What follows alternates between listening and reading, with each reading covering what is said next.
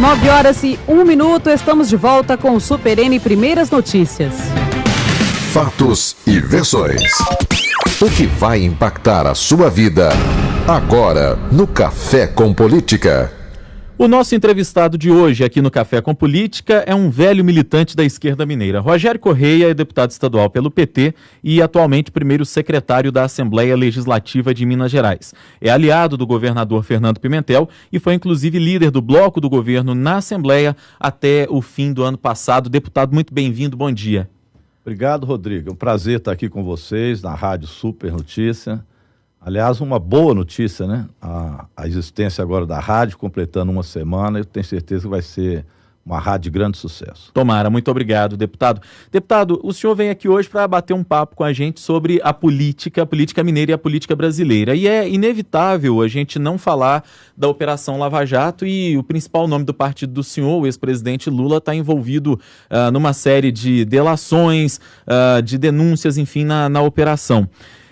Muita gente aposta na prisão, na condenação e até mesmo na prisão do ex-presidente Lula. Se isso acontecer, como é que o partido vai se virar para uma candidatura à presidência da República no ano que vem, já que neste momento o ex-presidente Lula é o nome favorito? O plano A, B, C, D, E, F, toda abecedária é o Lula. Nós não temos outro nome do Partido dos Trabalhadores. Bem porque não acreditamos que ele será preso ou que não poderá ser candidato. Eu acho que o Lula hoje é o nome que pode unificar o país do ponto de vista da democracia. Nós precisamos no Brasil de ter eleições diretas, para mim eleições gerais, porque o próprio parlamento não dá conta da situação de crise política, não tem moral, ética e nem foi eleito para conseguir sobrepor essa crise. O nome do Lula é um nome hoje que ultrapassa 50% de aceitação do eleitorado. Não existem provas concretas contra o Lula. Pede-se para apresentar prova, não se tem. Diz que se tem convicção, mas não tem prova. Então eu acho que, neste caso, o Moro e os promotores e procuradores da Lava Jato no Paraná não têm conseguido provar nada contra o Lula. Então fica muito uma perseguição política e eu não acredito que isso acontecerá. Acho que o Lula é candidato e pode unificar o Brasil. Deputado Rogério Correia, a sentença do juiz Moro deve ser proferida amanhã, né? Há uma expectativa grande em relação a isso. O partido está se mobilizando de alguma forma para apoiar o presidente Lula, como tem acontecido das outras vezes, sempre que ele foi convocado a prestar depoimento, quando ele foi conduzido coercitivamente também? O PT, assim como os movimentos sociais, vê com muita preocupação o que o juiz Sérgio Moro faz em relação ao Lula. É impressionante que o Moro, durante todo esse período, não conseguiu achar nada contra os tucanos. E agora a gente vê, com a delação da JBS, que os tucanos estavam todos envolvidos em receber propinas e ilegalidades durante a campanha, com muitas provas, com contas no exterior e tudo mais. Então, o Moro tem um lado. E, infelizmente, ele tem utilizado isso para fazer política como juiz. Então, nós temos denunciado o Moro e temos dado total apoio ao presidente Lula. Eu mesmo estive no Paraná, quando o Lula foi interrogado, e ele, aliás, deu um show no juiz Sérgio Moro, que não conseguiu mostrar uma prova sequer contra o Lula. Fala-se muito do tal triplex, que não é dele. Fala-se no Instituto Cidadania, que não foi construído. Fala-se no sítio de Atibaia, que ele frequentava, mas que também não é dono. Então, nada foi encontrado contra o presidente Lula. Eu acho que existe um preconceito contra o Lula muito grande, porque o Lula foi o presidente que dividiu renda no Brasil, foi o presidente que colocou negros e pobres na universidade, foi o presidente, enfim, que inverteu a lógica de que governar é só para os mais ricos. Então, este preconceito contra o Lula vem de setores do judiciário. E é preciso que a gente fique atento nisso, até porque o Brasil precisa de voltar a crescer, de ter uma economia que gire pelo próprio país, e nós fizemos isso quando governamos. Então essa diferença hoje está sendo sentida. Essa ponte para o futuro que o governo Temer, junto com o PSDB, estão fazendo, só tem agravado a crise econômica e política brasileira. São mais de 14 milhões e meio de desempregados. Então, se nós não retomarmos o desenvolvimento econômico com democracia, nós não temos condições do Brasil voltar a crescer e sair dessa crise. Deputado, o senhor é a favor ou contra a Operação Lava Jato? Sou a favor da Operação Lava Jato como de toda operação que combata a corrupção. Agora, sou contra o juiz Sérgio Moro politizar esse debate e perseguir o presidente Lula, que é o que ele tem feito. Agora faço uma outra pergunta para o senhor. O PT vem negando veementemente todas as acusações que existem contra o próprio partido, contra membros do partido, contra o próprio ex-presidente Lula. Ninguém no PT errou, deputado? Todo mundo agiu corretamente? Claro que errou. A política brasileira, ela precisa de ser alterada. O problema é que o PSDB, notadamente o senador Aécio Neves, ele semeou vento e está colhendo tempestade. A política no Brasil funciona de maneira equivocada. O que manda é o poder econômico. Então são as altas contribuições que são feitas principalmente para executivos, seja Caixa 1 ou seja Caixa 2. Mas o próprio Caixa 1 é também contribuição de empresas, contribuições cada vez maiores. Todos os partidos utilizaram disso. Este é o erro da política, tem que ser corrigido. O que corrige isso? Uma reforma política institucional no Brasil. Eu tenho por mim que a solução disso é uma Assembleia Nacional Constituinte, livre e soberana, para fazer reforma política e institucional. O judiciário precisa ter um controle externo. O judiciário não tem. O parlamento é um parlamento onde a grande maioria dos deputados, senadores, tem na testa o carimbo de uma empresa que o financiou. Então, esse tipo de política, ele faz com que o Congresso Nacional seja um Congresso não com a cara do povo brasileiro, com pobres, com negros, com mulheres, mas sim um Congresso de ricos ou que trabalham para os ricos. E isso é muito da forma eleitoral e a forma institucional no Brasil. Este é o erro do PT. Nós participamos de um procedimento em que todos participavam. Se misturou. Eu acho que se misturou. E além de se misturar, o Partido dos Trabalhadores, ele não mais se colocou para fazer essas mudanças com a radicalidade necessária. O senhor defende, então, um PT mais radical a partir de agora, de volta às origens, digamos assim? Defendo, assim como defendo também que esta reforma política seja o centro das preocupações do PT.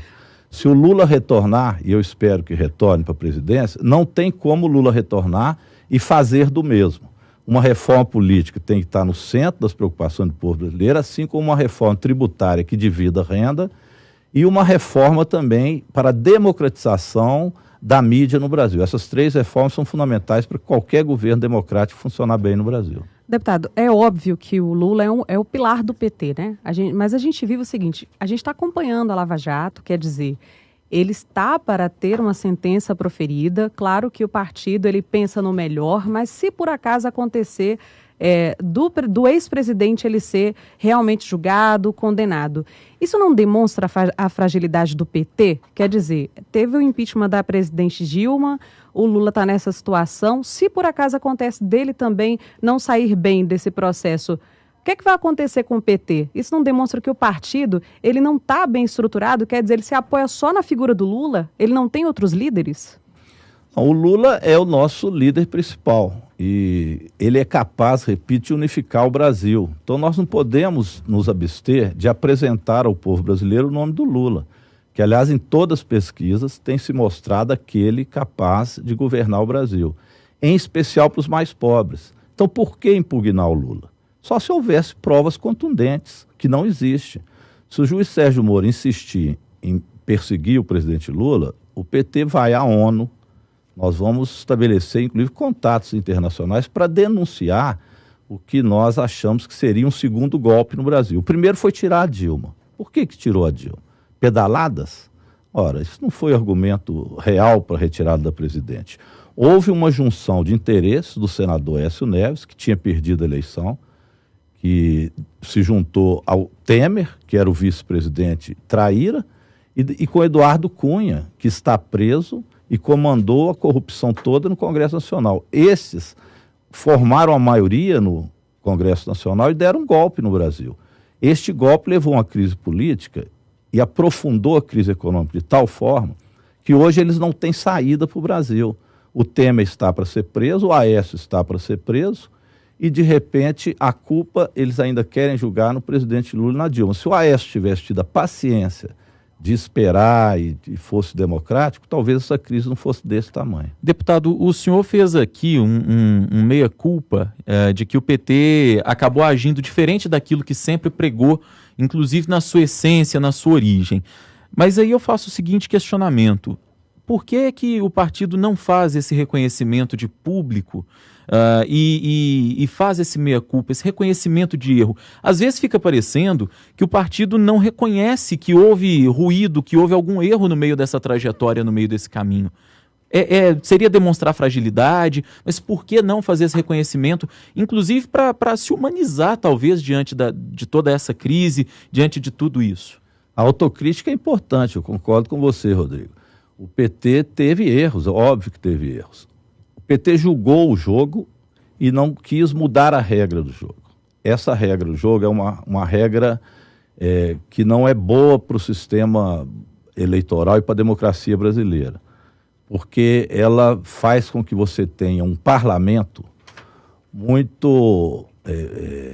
parlamento não representativo realmente dos interesses do povo brasileiro. Então, por que não mudou quando estava no poder, deputado? O Lula chegou a mandar reforma política, mas o PT acabou, na minha opinião, não fazendo com que isso fosse essencial da mudança na política brasileira. Nós perdemos a chance de fazer isso.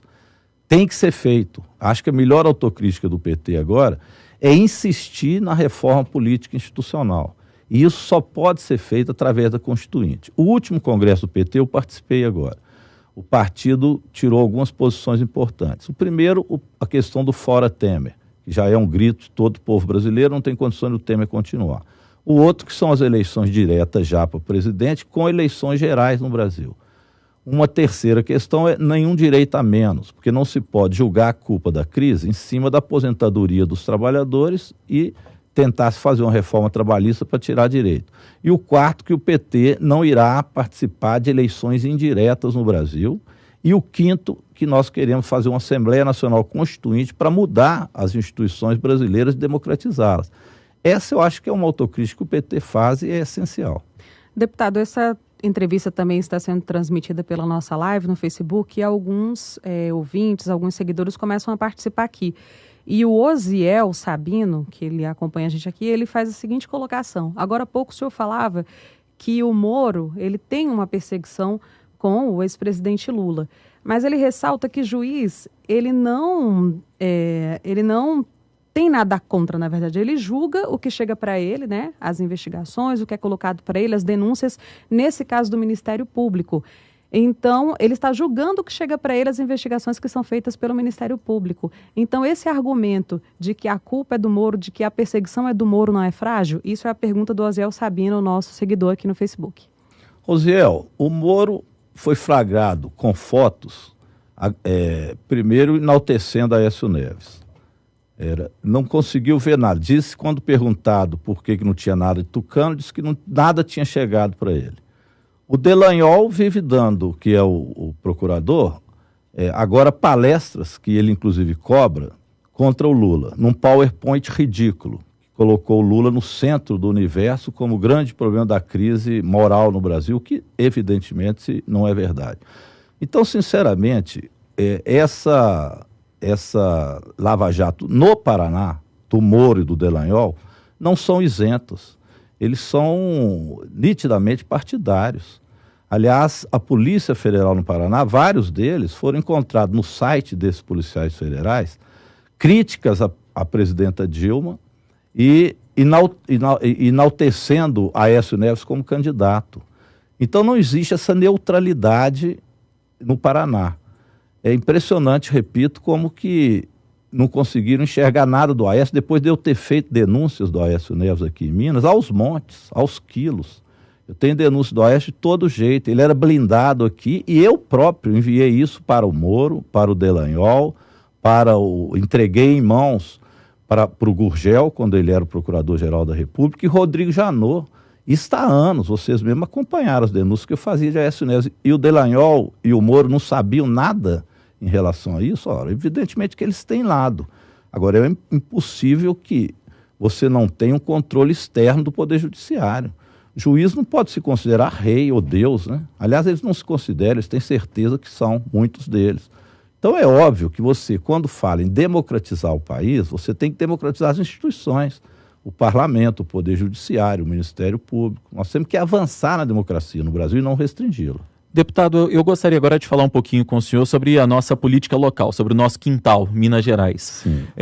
O senhor é apoiador, é aliado do governador Fernando Pimentel. O governador vem enfrentando uma série de dificuldades, inclusive judiciais também.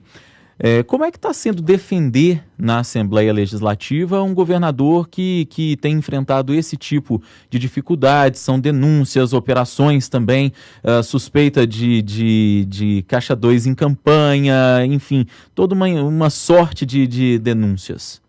Bem, isso tem sido visto do ponto de vista jurídico. Então o governador tem a sua defesa e nós achamos que ele tem que responder no Poder Judiciário, é o que o governador tem feito.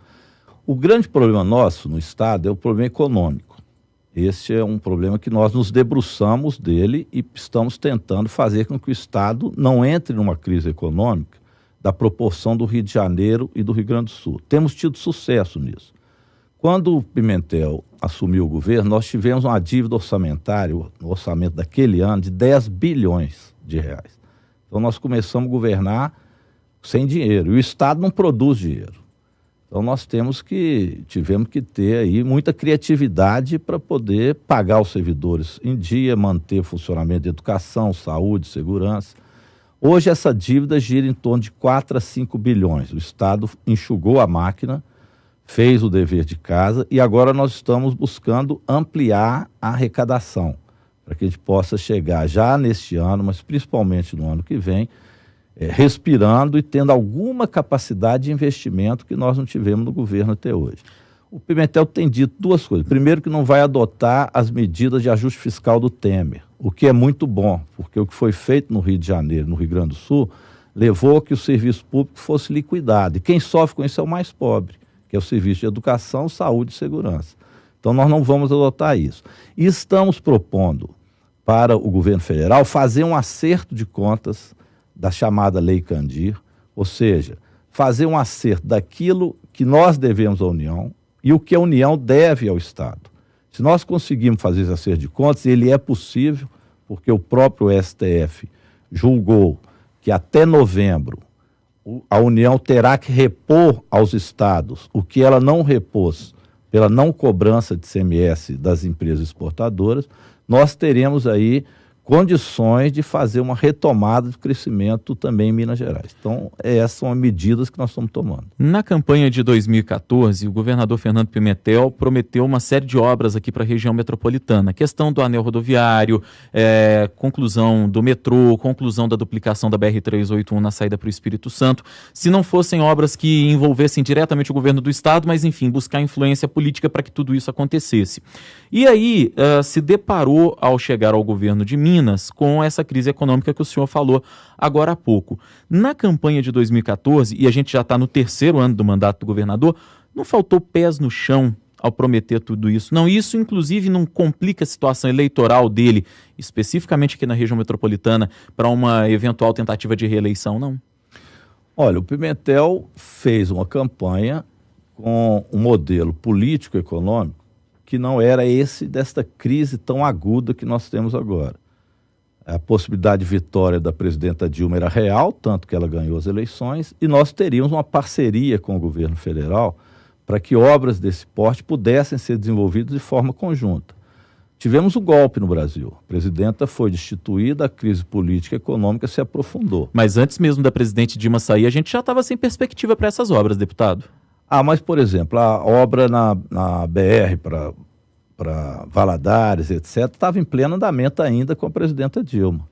O governo federal suspendeu tudo. Ele acabou com o PAC, que era uma retomada que a presidenta Dilma prometia fazer. Ela, no primeiro ano, fez uma política de ajuste, mas era um ajuste temporário, onde ela se propunha a retomada do desenvolvimento e crescimento econômico. Então, houve uma mudança no quadro muito violenta, o que levou o governo do Estado a colocar os pés no chão e, sem capacidade de investimento, fazer com que o Estado funcione. Então, o que nós priorizamos?